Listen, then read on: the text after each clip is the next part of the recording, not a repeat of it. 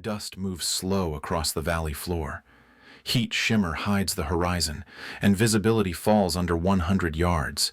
The convoy sits scattered, steel quiet except for one engine choking itself out. Radio channels overlap, broken by static and clipped words from higher command.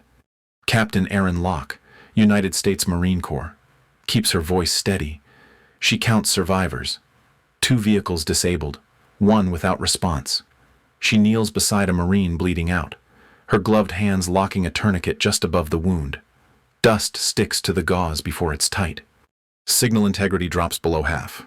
She moves to the next vehicle, notes its position, writes coordinates in grease pencil across a cracked windshield. Higher command repeats stand down, hold position.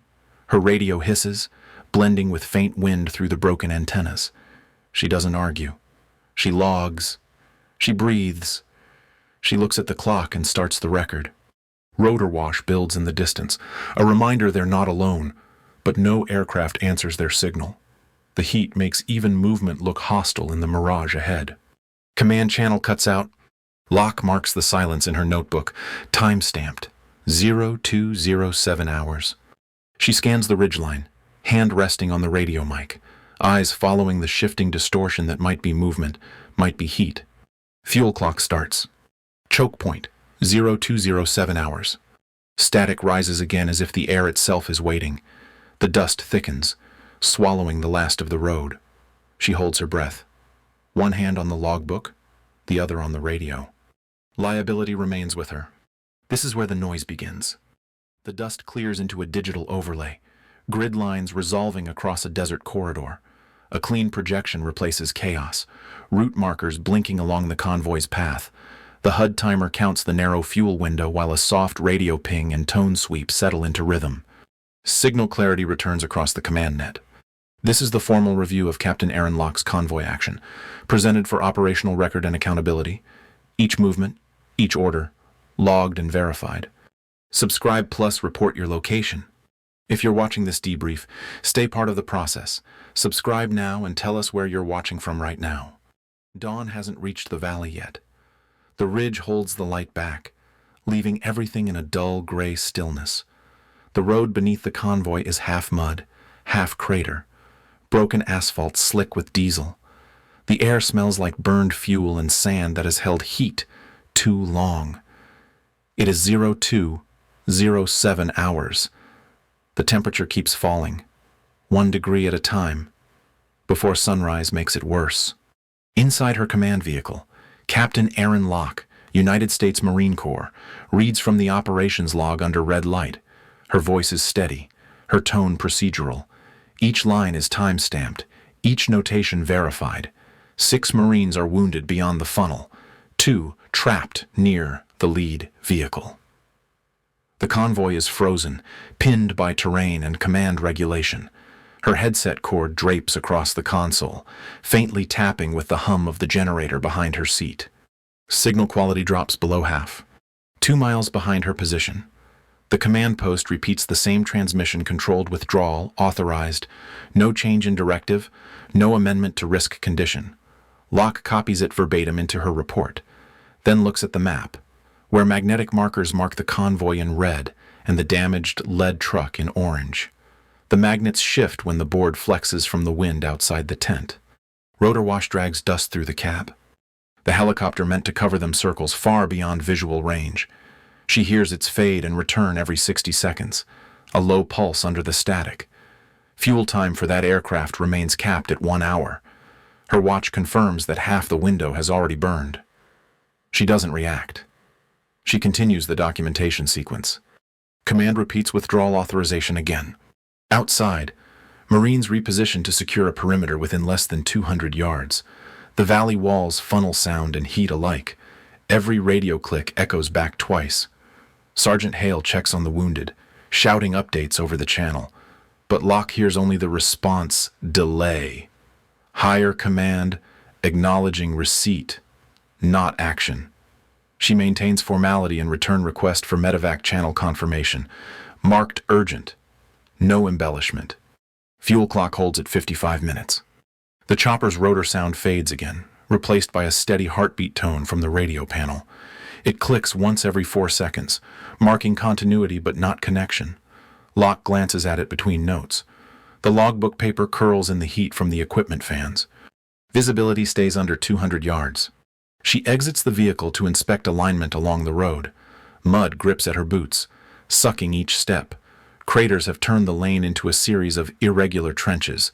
She walks the distance between the second and third vehicles, about 100 yards, counting softly, then records the measurement. When she returns, she speaks clearly into her recorder. Convoy remains stationary. Personnel accounted for, awaiting further tasking. The command post 2 miles back repeats, controlled withdrawal authorized, the same phrase, same cadence, as if automated. Her radio picks up cross-traffic from another sector. She waits for clarity, but no follow-up arrives. Sit Rep 6 wounded, 2 trapped, 1 hour fuel. Her assistant, Corporal Jensen, confirms the medevac frequency remains unreadable. Locke nods, checking the drone tablet mounted beside her desk. The display shows thermal imagery glitching, white bloom across the heat map, the result of interference. She marks the fault and replaces the tablet cover. The log gains another line. Surveillance degraded. Reliability low.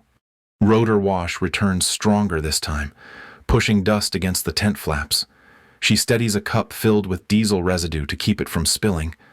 Outside, another Marine calls for updated position marking.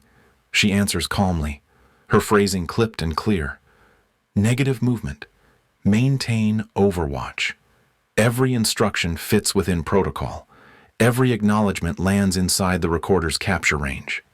Signal strength drops again. Her hands move across the board, magnets sliding with small taps. Red for casualties, green for assets intact, yellow for uncertainty. She pauses on yellow. It represents the last vehicle that still has engine power but sits idle by order. She traces the line connecting it to the main supply truck, then lifts her headset. Command repeats withdrawal authorization again. She listens without visible reaction. It's the third repetition in 12 minutes. She notes it by time and frequency. Inside the tent, the generator tone wavers as fuel pressure drops, a slight cough in the rhythm. Locke writes, generator output reduced, ambient temperature declining, lighting maintained by backup cell. Rotor fades into static. The first sign of fracture appears, not in the sound, but in the delay. Her query for air cover acknowledgement goes unanswered. She repeats, slower, more precise. Still silence. The system logs the outgoing message as complete, but shows no return packet. Locke marks it. Response absent. Awaiting verification. Fuel clock hits 45 minutes. She removes her glove, thumb brushing across the radio knob to reset the gain. The hiss grows louder, but no voice cuts through. When she looks up, the horizon begins to shift color. Dark blue giving way to gray. The first light of dawn is weak, barely reaching the valley floor. She doesn't comment on it. She records visibility improved marginally, conditions stable. The helicopter sound reappears, further east now, tracking a line she can't see. Each pass drags air through the open comm tent like a breath that never finishes. The wounded lie quiet in the rear truck, IV lines taped to their sleeves, eyes reflecting red from the emergency light. Command repeats withdrawal authorization again. Jensen looks toward her, waiting for a counter order. Locke doesn't give one. She reads from the binder, verifying coordinates. Her tone never rises.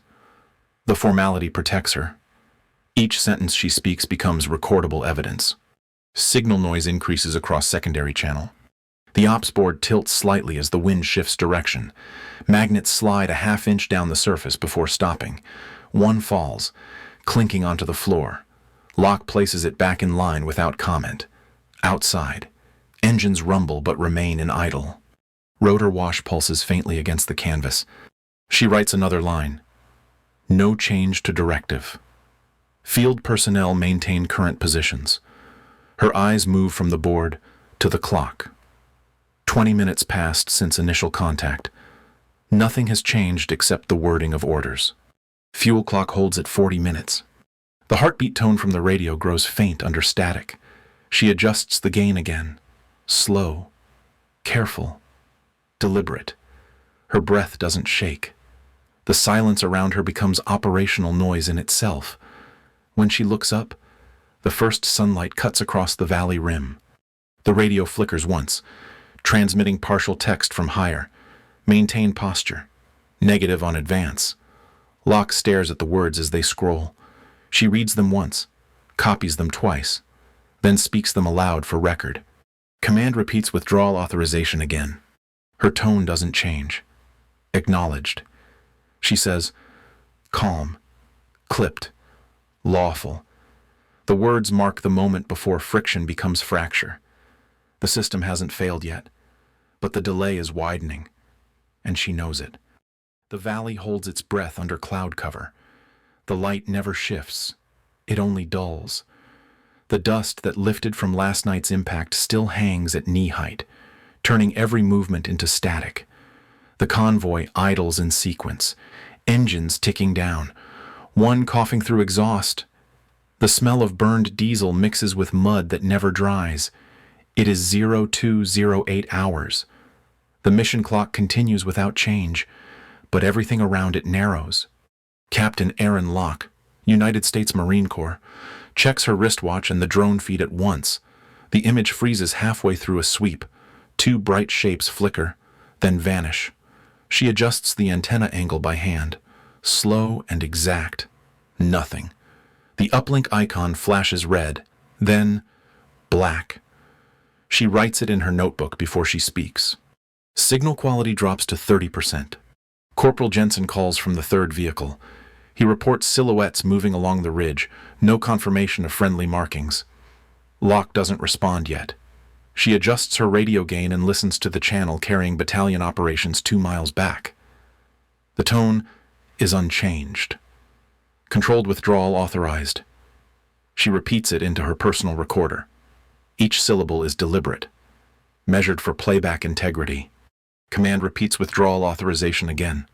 The chopper above their grid circles out of sight. Its rotor pulse rises through the valley, hits the rock face, and folds back on itself. The sound masks rifle fire somewhere beyond 150 yards. She can't mark the origin, so she notes the noise only single pop. Unknown source. No echo. The metallic ring fades under static. Rotor noise pulses through the calm hiss. Locke looks to her left, where an MRE box lid sits propped against a tire. Grease pencil marks scrawl in a rough triangle pattern. Ridge, convoy, funnel.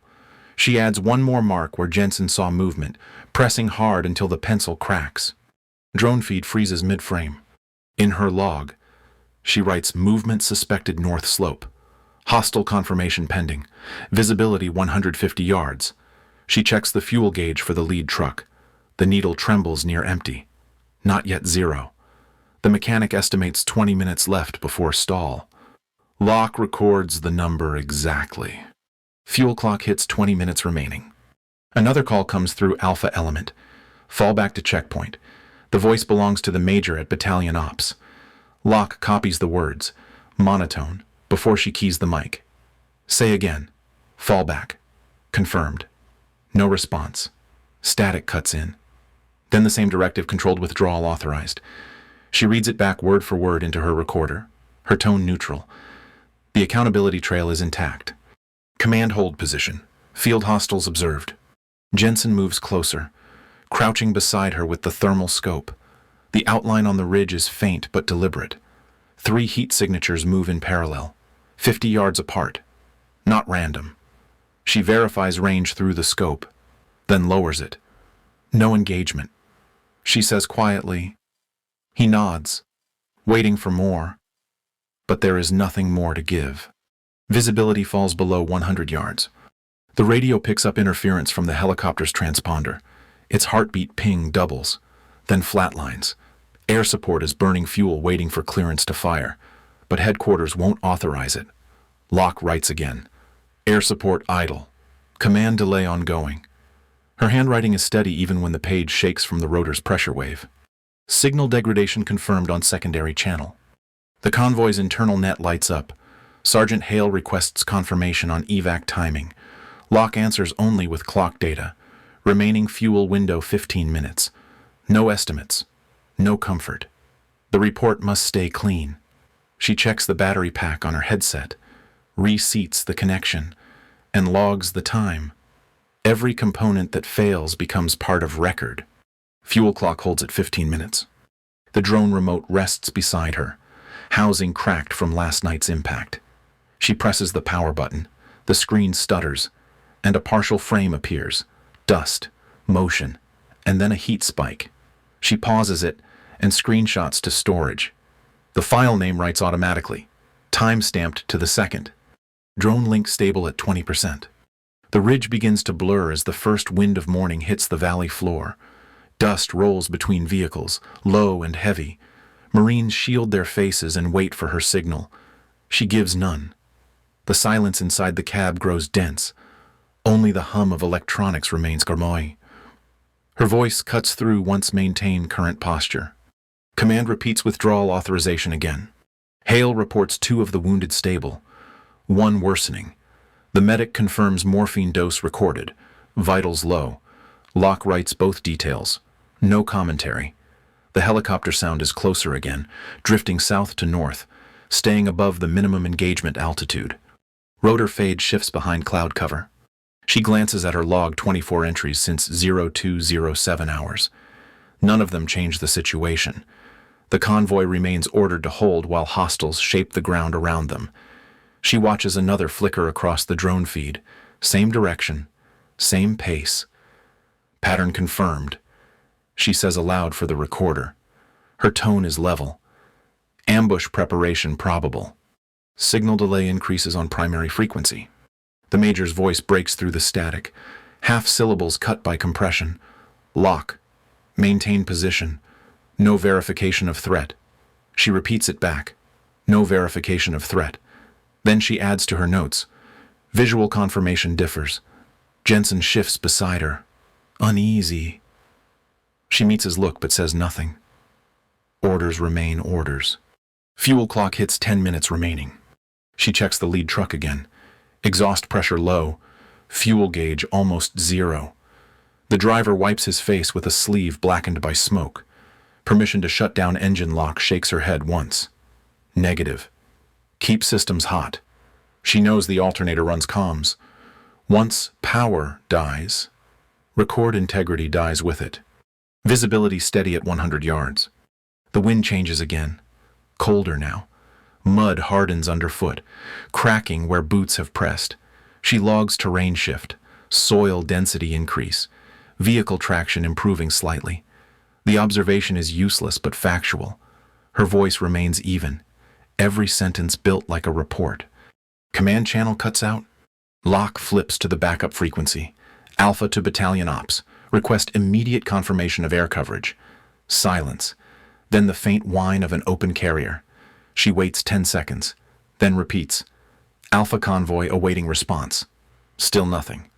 She types the same line into the message buffer and sends it through encrypted relay. Transmission pending. Signal queue overloaded. The medic moves to her window, requesting decision authority for movement of the wounded. Locke listens, nods once, and answers negative until authorized. Then, after a pause, prepare for movement anyway. She doesn't write that one yet. She will, if it becomes real. Command repeats withdrawal authorization again. She opens the recorder again. Her own voice sounds distant in her earpiece. Entry 28, hostile movement ongoing. Command repeats, hold directive. No acknowledgement of ground condition. Fuel below 5%. She ends the note. Fuel clock hits 5 minutes remaining. The radio heartbeat tone falters, skips, returns. The helicopter's sound grows irregular. It banks wider with every pass, saving what's left of its fuel. Locke watches the sky for visual confirmation, but sees only shadow through the haze. Rotor echo fades, then recovers. The convoy interior feels smaller now. Heat from the generator mixes with exhaust fumes. The static builds until it sounds like rain. She switches channels again, hears fragments of another conversation not meant for her net, references to her coordinates, possible misclassification of engagement level. She notes the time, writes operational misreport confirmed at command level. Signal loss verified on drone uplink. Locke leans over the map spread on her lap. Every red line traces back to the same choke point they were ordered to avoid. She taps the pencil against the route twice. Deliberate, controlled, never hurried. Copy all, she says quietly, even though no one asked. Visibility drops under 100 yards. The Major's voice returns, hollow now, compressed to fragments. Alpha convoy. Disengage assets. Return to base. Situation under control. She writes it down. The words contradict every frame of data she has. She marks the page with a line under them and draws an arrow labeled unverified. Fuel clock hits 2 minutes remaining. The last drone frame shows movement close, maybe 50 yards north. No uniforms, no light, just heat and motion. She stores it, timestamps it, and begins to compose the verbal log. Movement confirmed near convoy perimeter. Hostile probability high. No engagement order received. Her voice never wavers. Command response delayed 20 seconds. The helicopter breaks pattern and heads east. Its rotor sound fades into the static for the last time. Locke watches the dust shift, notes the pressure wave. Air cover departure logged, she says aloud. Fuel clock expires. Engines stutter, one after another. The lights flicker across dashboards. Her radio hum lowers an octave. She checks the recorder battery, still green. Her hand moves over the transmit key but stops halfway. The next action will change the chain of events forever. The convoy remains ordered to hold. Her pen hovers above the logbook. The radio crackles one more time with the Major's voice. Controlled withdrawal authorized. The words arrive clear, final, and wrong. Locke breathes once, steady. This is the last second before order fails. Dawn edges over the ridge, gray light cutting through suspended dust. The convoy sits quiet for a breath. Then the first burst of rifle fire breaks it open again. Captain Erin Locke, United States Marine Corps, steadies her radio mic and begins the next entry in her log. Her tone is level. Alpha convoy. Maintain control. Await command confirmation. Her words are not defiance. They are documentation. Signal stabilizes at 60%. 2 miles behind, the Major at Battalion Command listens to the playback she transmitted minutes earlier. Drone coordinates, radio logs, movement signatures. The data is clean, admissible, undeniable. His voice comes back across the net after 6 seconds of static. Alpha convoy. Proceed with controlled extraction. The phrasing is deliberate. Locke writes it down before she breathes again. Authorization confirmed. Extraction under fire. Rotor wash pushes smoke across the road. Locke clips the mic back to her vest and signals the remaining drivers with 2 fingers. 1 truck leads, 1 recovery wrecker follows. The wounded are staged for movement. The first engine grinds through mud, tires sinking, smoke trailing from the hood. She rides shotgun in the second vehicle. Tablet balanced on her knee. The screen flickers with drone feed still frozen mid-frame, coordinates stamped across the top. Tree line flashes, contact confirmed. Gunfire walks across the hillside, the rounds skipping over dust where light begins to show. Locke stays centered, marking every transmission in her notebook. Return controlled, she says over comms. Single bursts. Track muzzle flashes. Her voice does not rise. The Marine on the gun mount adjusts fire and rhythm. Brass falling like clockwork into damp sand. Rotor wash drives loose brass into the ditch. The recovery truck lurches forward. Locke steadies herself against the cracked windshield. Gloved hand pressed flat to the glass. Keep formation, she says. We move on the clock. Her other hand writes, ZO3 EO0 contact. ZO3 EO1 return. Every second finds paper. Every action builds proof. The radio heartbeat merges with gunfire. The valley becomes pulse and sound. Fuel reserve drops under 15 minutes. The helicopter banks low over the corridor. the rotor wash folding the smoke back toward the tree line. Her voice comes through the radio again, steady, concise. Convoy Alpha moving under control. Extraction window active. The Major's voice returns copy. Maintain chain of custody on all recordings. She answers. Affirmative. Documentation ongoing. Rotor and rifle rhythms merge at her window. Each beat lands against the cab frame, then fades as they clear the choke point. The morning light finds the vehicles, washing soot into colorless gray. Mud thickens under boots as two Marines drag a stretcher from the rear truck. The wounded Marine on it stares at the sky, silent but breathing.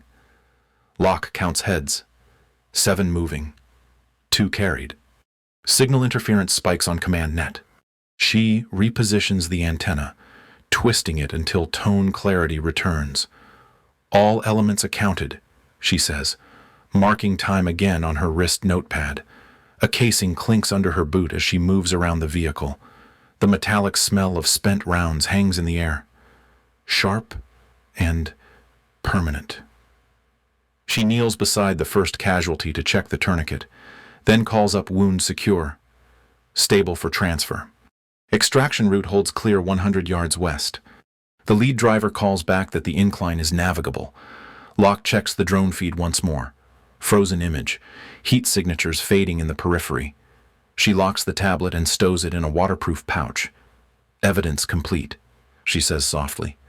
The chopper shifts overhead, its rotor pulse sinking to her breathing. Command acknowledgement received with delay. She raises her mic again. Alpha convoy proceeding under granted authorization. The phrase matters. It protects them.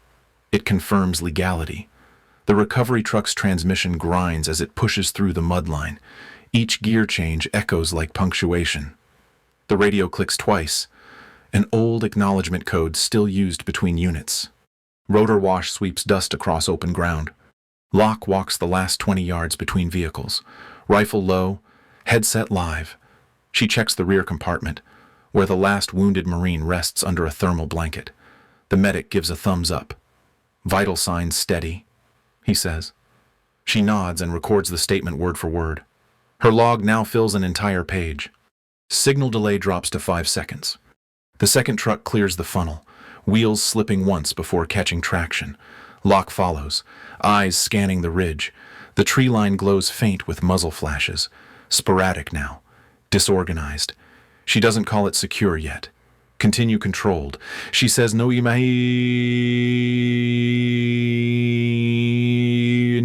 deviation. The gunner answers. Copy. Single bursts. The rounds tap rhythmically into dust. Visibility expands beyond 100 yards. The helicopter banks again, repositioning for escort. Its blades throw dust over the convoy in measured sweeps. The radio hum deepens, pulse in sync with rotor rhythm. Locke sits back against the cab wall, adjusting her mic closer.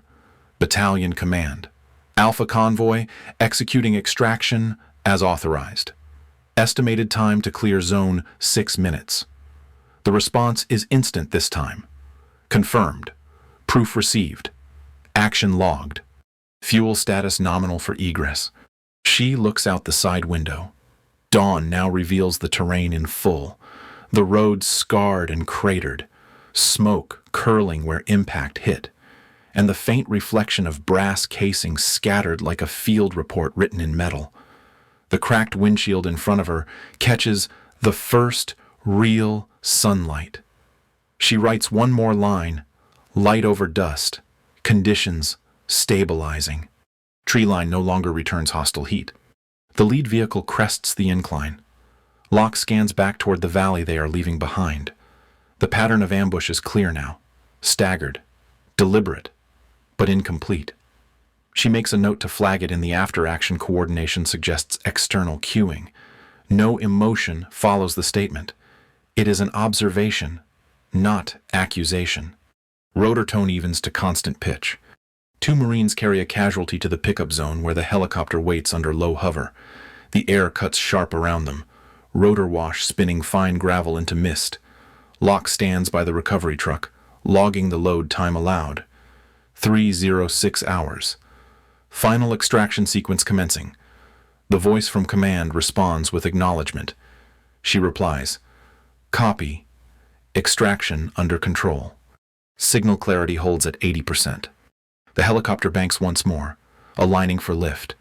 Dust storms around the vehicles, obscuring everything but silhouettes. Locke holds her position until the downwash eases. She lifts the radio. Alpha convoy. All elements accounted. Exiting zone now. The trucks begin to move. Slow and straight. The mud pulls at the tires but releases each turn. Rotor wash disperses lingering smoke. The convoy reaches open terrain. The sound of gunfire no longer returns. Locke removes her gloves, flexes her hands once, and writes the last entry on the notepad strapped to her wrist. Extraction complete. Accountability confirmed. She clicks the pen closed, presses it against the page until the ink stops running. The air smells of metal and cold dust. Fuel reserve steady at 15 minutes. She opens the recorder and states the final line aloud. Convoy Alpha recovered all personnel. Documentation transmitted and verified through command. Her voice is calm, precise, unchanged from the first report. The helicopter circles once, then banks north toward the holding area. The radio heartbeat fades under the rotor's pulse. The vehicles roll in sequence, two silhouettes through thinning dust. Sunlight catches the trail behind them, cutting through what remains of smoke and static. Locke glances once at the empty road, then closes the notebook. Immediate threat contained. Accountability trigger complete. The record now exists. The morning light comes low across the compound.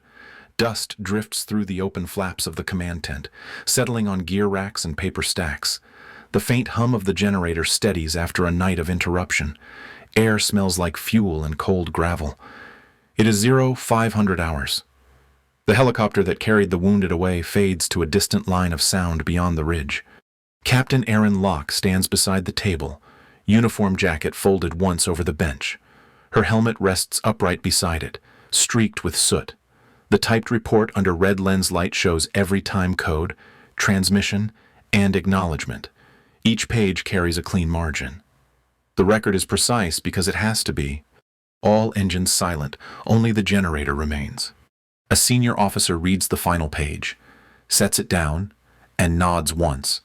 No ceremony, no praise. The line entered beside her signature is simple, operational judgment, sound under duress. Locke gives one recommendation, neutral in tone, review of engagement protocol to reduce communication delay. It is received and entered without debate. The process moves forward exactly as it should. Command verifies full mission accountability. The wind outside brushes against tent fabric, rhythmic, steady. The sound of the helicopter fades entirely, replaced by the low electrical pulse of systems coming back online. A shadow from another aircraft passes over the wall. Just movement. No urgency. The compound resumes order piece by piece, paperwork first, people next. After action complete, correction logged. The red lamps flicker once, then hold.